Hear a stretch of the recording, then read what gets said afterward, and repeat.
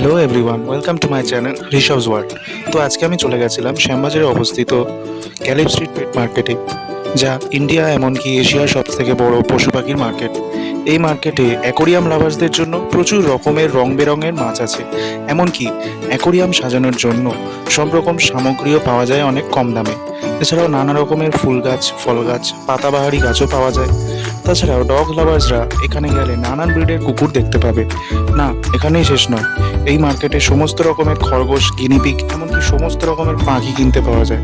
শুধু এটুকুই সাজেস্ট করবো যে এই মার্কেটে একটু বার্গেনিং করে জিনিস কিনতে পারলে তোমরা সব থেকে বেশি লাভবান হবে। তো আজকের জন্য এইটুকুই। ভালো লাগলে লাইক, শেয়ার অ্যান্ড সাবস্ক্রাইব করে দিও।